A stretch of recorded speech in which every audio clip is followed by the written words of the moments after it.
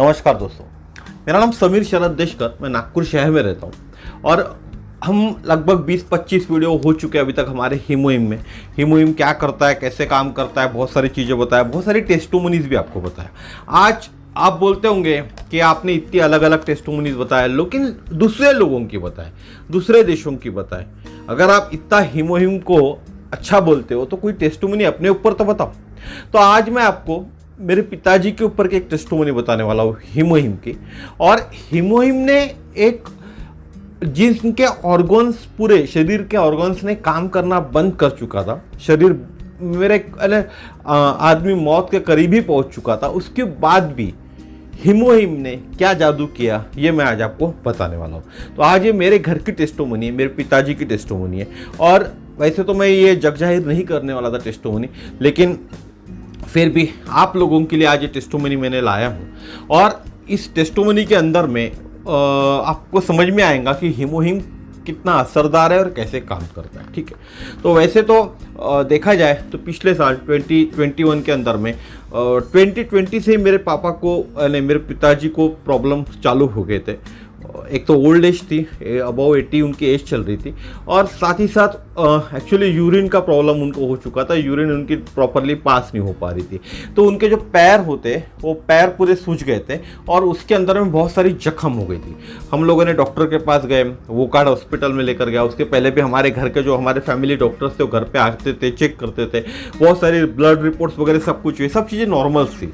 तो डॉक्टर को भी समझ भी नहीं आया क्या हो पाया। जब हम हॉस्पिटल में गए वो कार्ड के अंदर में, तब पता चला कि उनके ब्लैडर के अंदर में यूरिन जमा है और ब्लैडर में से यूरिन पूरी पास नहीं हो रही है। ठीक है, ये कंडीशन थी। उनका दिमाग काम नहीं कर रहा था, वो बैक चले गए थे उनके जीवन काल के। जब वो बचपन में थे, बचपन में समय में वो चले गए, जब स्कूल पढ़ते थे ना, उस समय में उनका दिमाग चले गया था। ये सब कंडीशंस थी। उस कंडीशंस में मैं जस्ट HDFC बैंक में जॉब पे लगा था। प्रीवियस कंपनी छोड़ दी थी मैंने और न्यू जॉब मेरा HDFC में ज्वाइन हुआ था। 3 महीने ही मुझे HDFC में लगकर हुए थे ज्वाइन होके।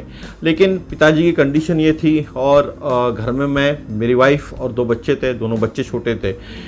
वाइफ मुझे हमेशा फ़ोन करती थी, रोज़ भी कुछ भी हो गया, क्योंकि उनका मोशन, लैट्रिन और यूरिन ये दोनों का उनको सेंस नहीं था, तो ये कभी भी कर देते थे, कपड़ों ही ख़राब कर देते थे और किसी की सुनते नहीं थे, सिर्फ मेरी ही बात सुनते थे और किसी को कुछ रिप्लाई भी नहीं करते थे कोई चीज़ का।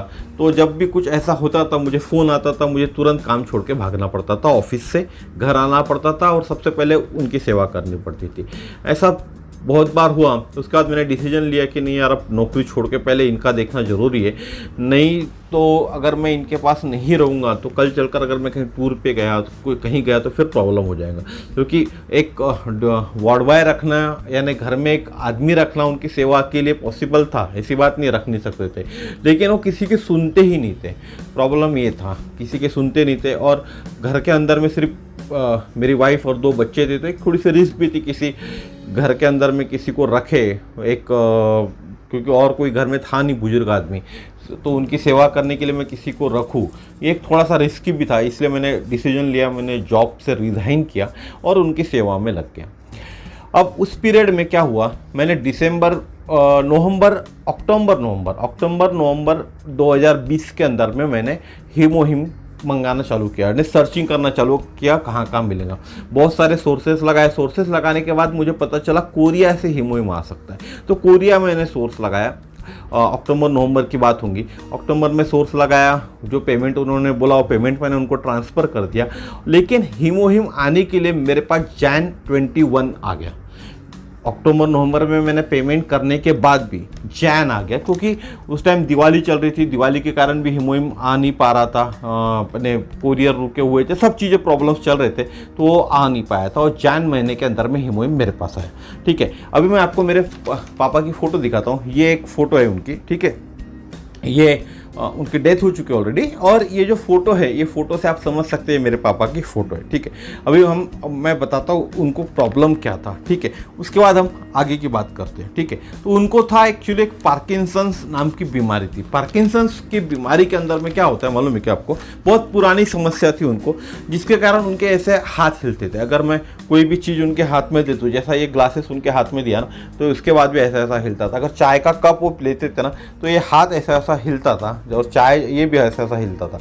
जब वो चाय पीते थे तो कपबशी से चाय पीते थे, तो पूरा जो था, या कप से चाय पीते थे तो चाय पूरे कपड़ों पे गिरती थी। यहाँ तक खाने खाते वक्त भी ऐसा ऐसा होता था, तो पूरा खाना भी कपड़ों के ऊपर गिरता था। ये पार्किंसन का डिजीज उनको था। पार्किंसंस की जो बीमारी है, डिजीज है ना, एक दिमाग की बीमारी होती है, ब्रेन का प्रॉब्लम होता है, ठीक है। तो एक नर्व, इसी के कारण है ना, एक न्यूरोलॉजिकल डिसऑर्डर बोलते हैं, क्रैम्प आना जिसको कहते हैं, इस तरह से हाथ हिलना, एक नर्व इशू की समस्या थी, ठीक है। तो एक नर्व इशू की समस्या उनको हो गई थी, और उनको जो बीमारी हुई थी उसको ब्लैडर ओवर डिस्टेंट करके डिफाइन किया था। ब्लैडर ओवर डिस्टेंट ये क्या होता है? यूरिनरी रिटेंशन करके इसका नाम है बीमारी का। यानी हमारा जो यूरिनरी का ब्लैडर होता है ना, वो स्टोरेज टैंक की तरह होता है for the waste product of urine. जब ब्लैडर भर जाता है तब यूरिन के द्वारा वेस्ट बाहर निकल जाता है। समझ गए होंगे आप कि जो भी हमारे वेस्ट होते शरीर के अंदर में, वो ब्लैडर में जमा होता है। जब ब्लैडर भर जाता है तब बाहर निकल जाता है यूरिन के थ्रू, ठीक है। अगर हमको यूरिनरी रिटेंशन की समस्या है तो ब्लैडर पूरी तरह से खाली नहीं होता। पेशाब करते समय यह समस्या पुरुष और महिला दोनों को हो सकती है, और यह समस्या blockages, medication and nerve issue के कारण होता है। तो मैंने आपको बताया, मेरे पापा को या पिताजी को पार्किंसंस का प्रॉब्लम था, जो एक ब्रेन इश्यू का प्रॉब्लम था। उनके कारण उनको ये सेम समस्या हुई थी, जिसके कारण उनकी यूरिन उनके ब्लैडर में ही जमा हो गई थी, ठीक है। अब इसमें पेशाब, नर्व इश्यू के अंदर में पेशाब पास क्यों नहीं होती है, ठीक है। पेशाब तब पास होती है जब ब्रेन ब्लैडर की मांसपेशियों को कसने का आदेश देता है, तब मूत्राशय से मूत्र को नीचे उड़ता है। यानी आप समझो, हमारा जो ब्रेन है एक कपड़ा है, हमने ये कपड़ा अगर मैं पानी में भिगोता हूँ पूरी तरह से, और इसको मुझे निचोड़ना, इसमें से पानी निकालना है, तो मुझे ऐसा निचोड़ना पड़ेगा, कसना पड़ेगा। तो इस तरह से ब्रेन आदेश देता है हमारे मांसपेशियों को, जो मूत्राशय के आसपास के रहते हैं, उनको कसने का आदेश देता है, तो हमारा मूत्र बाहर निकलता है।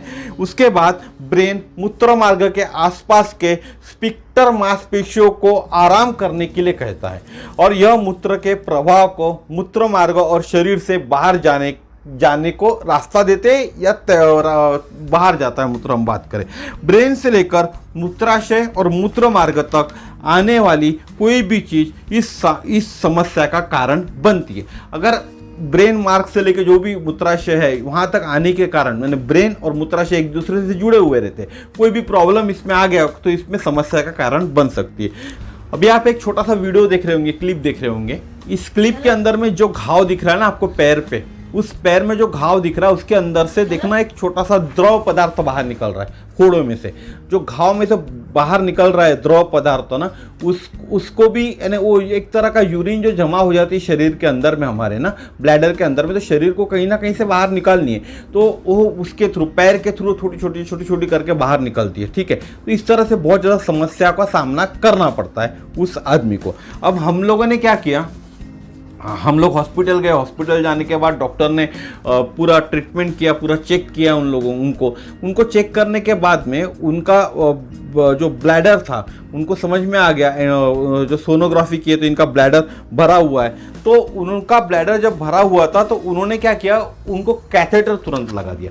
कैथेटर लगाने से क्या हो गया, पूरी यूरिन तो कैथेटर में जमा हो गई, और डॉक्टर ने दवाई लिख के दी, बोले अभी इनको एडमिट करने की तो वैसे भी ज़रूरत नहीं, क्योंकि रिस्पॉन्स वैसे नहीं कर रहे, तो अगर आपकी इच्छा हो तो एडमिट करो, नहीं तो आप घर लेके जाओ। मैंने डिसीजन लिया, नहीं मैं घर लेके जाने वाला हूँ इनको, और मैं उनको घर लेकर आ गया। मैं उनको घर लेकर आ गया, यूरिन कैथेटर लगा हुआ था, और जो घाव भरने के लिए उन्होंने दवाई दी थी या सूज उतारने के लिए दवाई दी थी वो काम नहीं कर रही थी, वैसे ही सूज आ रही थी और वहीं से पानी बह रहा था। उसके बाद उनको खाना खिलाना, बाकी सब उनके रूटीन जो भी होते थे वो सब मुझे ही करना पड़ता था, क्योंकि वो रिस्पॉन्स ही नहीं कर पाते थे और खुद खाना खा भी नहीं पाते थे, क्योंकि उनका हर एक चीज़ ब्रेन ने काम करना बंद कर दिया था। ब्रेन उनका छोटे बचपन में चले गया था, बैक चले गया था, तो वो समस्या बहुत सारी खड़ी हो गई थी। अब इन समस्याओं को ठीक कैसे करें, इसलिए मैंने ऑलरेडी, मुझे लगता था कि इस पर हीमोहिम काम करेगा, तो मैंने हीमोहिम का आपको बताया, मैंने ऑर्डर दे दिया था। लेकिन 7 जनवरी 2021 में मेरे पास हीमोहिम आया, और हीमोहिम आने के बाद 8 जनवरी 2021 से मैंने हीमोहिम के उनको 3 पाउच देना पर डे चालू किया। आपके सामने एक फोटो आया होगा, 27/12 का फोटो है। इसको फोटो में आप देखते होंगे पैर फूले हुए, सूजन आई हुई है, पूरे पैर देखिए ऊपर से लेकर नीचे तक फूले हुए। इसको कहते हैं एडिमा, ठीक है। ये हीमोहिम देने का पहले का फोटो है। उस वक्त मैं डॉक्टर के पास जाकर आया था, वोकार्ड हॉस्पिटल जाकर आया था। बड़ा हॉस्पिटल है नागपुर का। वोकार्ड के अंदर से हम दवाई भी चालू हो गई थी, सब कुछ चालू हो गया था, ठीक है। उसके बाद भी उनको आराम नहीं गिर रहा था। डॉक्टर ने तो बोल दिया था, मैंने आपको पहले ही बताया कि इनका ब्रेन काम नहीं कर रहा, अगर आप करना चाहते हो एडमिट तो एडमिट करो, नहीं तो घर लेके जाओ, ठीक है। हम घर लेकर आए उनको। 8 जनवरी 2021 से मैंने उनको हीमोहिम देना चालू किया। 7 तारीख को मेरे पास हीमोहिम रिसीव्ड हो गया था। जब मैंने हीमोहिम देना चालू किया, 3 हीमोहिम उनको पर डे देता था। अभी आपके सामने फोटोज आएंगे, देख लेना आप कि इन फोटोज के अंदर में सिर्फ 14 जनवरी का जो फोटो है, उस फोटो में देखिए आप कि उनके पैर की सूजन पूरी तरह से उतर गई है। दोनों पैर की सूजन उनके उतर गई है और सिर्फ एक पैर के अंदर में जो तलवा जिसको हम बोले, उसके ऊपर सूजन बाकी रही थी। आप पिछले फोटो से कंपेयर करोगे तो आप समझ पाओगे कि ये दोनों सूजन में कितना फर्क आ चुका है। ये सिर्फ हीमोहिम लेने से हुआ। अरे कितने दिन लिया? 8 और 14 यानी 6 दिन का फर्क हुआ। सिर्फ 6 दिन में हीमोहिम ने ये जादू कर दिया था। उस आदमी पे जादू कर दिया था कि जिसका ब्रेन ही काम नहीं कर रहा है, जिसके पूरे ऑर्गन्स शरीर के काम करना बंद कर रहे थे, धीरे धीरे बंद कर हो गए थे, पूरे ऑर्गन्स काम करना बंद हो गए थे। उस आदमी पे हीमोहिम ने काम किया। आप सोचो, ये जादू नहीं है तो क्या है प्रोडक्ट का? अगर ये प्रोडक्ट मेरे पास अक्टूबर या नवंबर महीने में आ गया रहता, अक्टूबर, नवंबर, दिसंबर 3 महीने मेरे पास प्रोडक्ट नहीं आया, अगर ये 3 महीने में प्रोडक्ट मेरे पास आ गया रहता ना, तो डेफिनेटली उनकी जान बच गई रहती। क्योंकि अब जब ब्रेन ही डेड हो गया तो आप कुछ नहीं कर सकते। धीरे धीरे उनकी ब्रेन और डेड होते गया और वो उनको भगवान को प्यारे हो गए, ठीक है। लेकिन जो समस्या थी, जो मेन समस्या थी, उसका निदान अगर मैं 3 महीने पहले कर देता, 3 महीने मेरे पास अगर हीमोहिम आ जाता था, तो डॉक्टर के पास ले जाने के बाद भी डॉक्टर ने तो उसके ऊपर कोई राहत नहीं दी। डॉक्टर ने तो सिर्फ दवाइयाँ दी मेरे को। दवाई देने के बाद भी सुधर नहीं रहा था। अगर वो अक्टूबर नवंबर महीने में हीमोहिम आ गया रहता, पर डे अगर मैं 3 हीमोहिम उनको दे दिया रहता उस पीरियड में, क्योंकि उस टाइम उनका दिमाग उतना पीछे नहीं हुआ था जितना जैन महीने में हो गया था, ठीक है।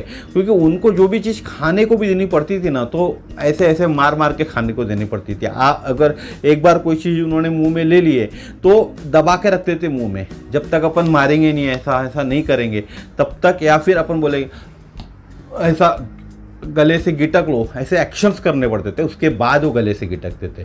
तो उनको खाना खिलाने के लिए 1-1 घंटा 1.5 घंटा लगता था। हीमोहिम का एक पाउच देने के लिए उनको आधा घंटा लगना पड़ता था। मुझे उनको ऐसा ठोकना पड़ता था पीछे से, या फिर ऐसा मारना पड़ता था ताकि वो अंदर चले जाए, उनके गले के अंदर चले जाए। और वो बहुत भयंकर उस पर रिएक्ट करते थे। यहाँ तक वो मुझे ऐसा भी बोलते थे कि वो बैक में चले गए थे, तूने मुझे मारा, मैं मेरे पिताजी को तेरी कंप्लेंट करता हूँ करके।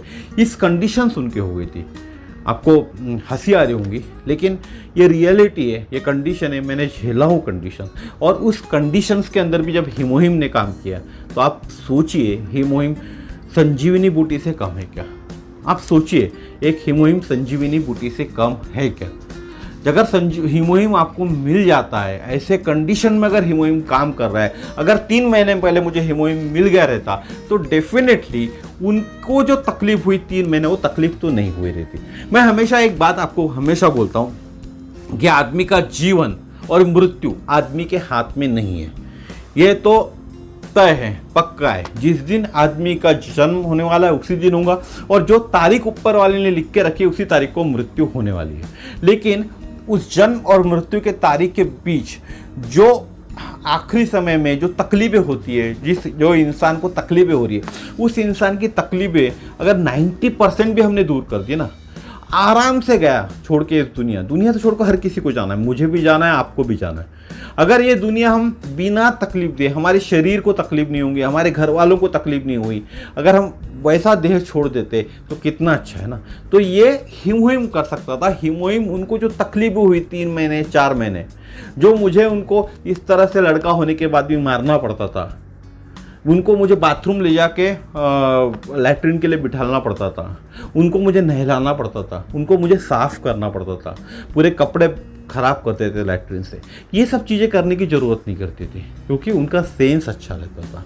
हर किसी को शर्म आती है, आप लड़के हो उनके या आपके फादर है तो भी उनको शर्म आती कि लड़के के सामने किस तरह से पूरे नग्न अवस्था में जाए और लड़के को करने दे। एक समस्या खड़ी होती है, हमेशा ये समस्या खड़ी होती है ना।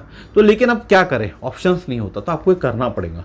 और इसी कारण मैंने उस टाइम में नौकरी छोड़ने का भी डिसीजन इसीलिए लिया था क्योंकि वो किसी को सुनते ही नहीं थे। तो किसी के सुनते नहीं तो फिर क्या करेंगे हम लोग, डिसीजन तो कुछ ना कुछ लेना पड़ेगा ना। यहाँ मेरे अलावा कोई नहीं था, बाकी भाई तो सब बाहर थे दूसरे शहर में, तो फिर उनको बुलाकर यहाँ काम नहीं कर सकते थे ना। तो मैं यहाँ था तो मुझे डिसीजन लेना पड़ा और वो डिसीजन मुझे आज भी फ़क्र है उस डिसीजन पे। मैंने सही डिसीजन लिया।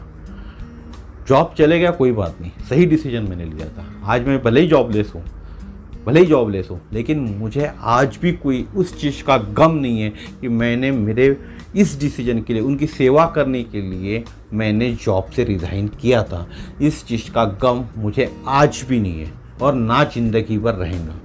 मुझे सिर्फ इस चीज़ का अफसोस है कि मुझे अक्टूबर महीने के अंदर में 2020 में हिमोइम नहीं मिला। अगर अक्टूबर 2020 में हिमोइम मुझे मिला रहता तो मैं उनको जो तकलीफ़ें हुई उनके जीवन में आखिरी समय में, उन तकलीफ़ों से मैं उनको राहत दिला सकता था। इतनी सारी तकलीफ़ें उनको नहीं होती थी। बस इतना ही मेरा कहना है। ये वीडियो आप ज़रूर देखिएगा, शेयर कीजिए क्योंकि मेरे घर की टेस्टोमनी है, आपको दिखाता रहा हूँ। ये टेस्टोमनी मेरे घर की और ऐसी टेस्टोमनी है कि जो आदमी के ब्रेन मेन फंक्शन जो होता है ब्रेन का, उसने काम बंद कर दिया था। बाकी ऑर्गन्स भी धीरे धीरे शरीर के काम करना बंद कर चुके थे। उस पे ये टेस्टोमनी है, ठीक है। रिपोर्ट्स मैं यहाँ शेयर नहीं कर सकता क्योंकि कुछ मेरे ख्याल से यूट्यूब के कुछ रूल्स एंड रेगुलेशन है, इसलिए रिपोर्ट्स में शेयर नहीं कर पाता, यहाँ कर सकूँगा। लेकिन ये रिपोर्ट्स मैंने एटॉमी इंडिया को शेयर किए थे। पूरी चीज़ें मैंने एटॉमी इंडिया को ही शेयर किए थे। ये जो वीडियो आपको शेयर किया हूँ ये भी एटॉमी इंडिया को मैंने शेयर किया था। तो ये वीडियो कैसा लगा ज़रूर बताइएगा। सब्सक्राइब कीजिए चैनल को, शेयर कीजिए ताकि लोगों को सही वक्त पे अगर लोगों ने हिमोइम दे दिए तो उस आदमी की तकलीफ़ों को तो डेफिनेटली दूर कर सकता है। ये गारंटी है, ये मैं लिख कर दे सकता हूँ। ये गारंटी है कि उसकी तकलीफ़ें ज़रूर दूर होंगी। तारीख, मृत्यु की तारीख कोई नहीं बदल सकता, खुद भगवान भी तारीख नहीं बदल सकते, तो हमारी क्या औकात है उसके सामने में ना। तो तारीख नहीं बदल सकती, हाँ, लेकिन उसको जो तकलीफ है वो तकलीफ़ों को हम दूर कर सकते। तो जिस किसी को भी ये हिमोइम चाहिए उसने मुझे कॉल कीजिएगा 9325398926 इस नंबर पे। अब बात करते हैं हिमोइम की कॉस्ट की, ठीक है। 15,000 रुपये हिमोइम के MRP है। मैंने एक दिन में वो कार्ड के अंदर में 40,000 रुपये खर्चा किया था। जितनी भी टेस्ट हुई थी उस टेस्ट के लिए, डॉक्टर की फ़ीस के लिए, साथ ही साथ जो दवाई लिख के दिए थे, एक 7-8 हज़ार रुपये के उन्होंने दवाई लिख के दिए थे। 40,000 रुपये सुबह से लेके शाम तक 7 बजे तक में, और 8-9 बजे डिस्चार्ज हुआ था। 40,000 रुपये मैंने खर्चा किया था और वो भी सिर्फ OPD में काम हुआ था, OPD में। और वो 40,000 रुपये कोई काम के नहीं रहे मेरे। वो 40,000 रुपये से उनको राहत नहीं मिली, लेकिन वो 15,000 रुपये जो हिमोइम पे मैंने खर्च किया था सिर्फ 6 दिन के अंदर में, यानी साइंत्रिक 12 पाउचेस उन्होंने हिमोइम पे लिए। वो 12 पाउचेस ने हिमोइम ने जादू कर दिया था। तो 15,000 बिल्कुल भी महंगा नहीं है, 15,000 सस्ता है। अगर आपके घर के, आपके परिवार के किसी दोस्त की अगर आप जान बचा रहे हो या उसकी तकलीफ़ें दूर कर रहे हो तो ये डेफिनेटली सस्ता है, बहुत सस्ता है 15,000। Thank you very much. इस वीडियो को लाइक कीजिए, शेयर कीजिए, सब्सक्राइब कीजिए। और जिस किसी को भी हिमोइम चाहिए, कैसे लेना होगा, क्या करना होगा, उसके लिए मुझे कॉन्टैक्ट कीजिए। नंबर मैंने ऑलरेडी शेयर कर चुका हूँ। थैंक यू, धन्यवाद, नमस्कार। फिर मिलेंगे इस तरह के नए वीडियो में। राम राम।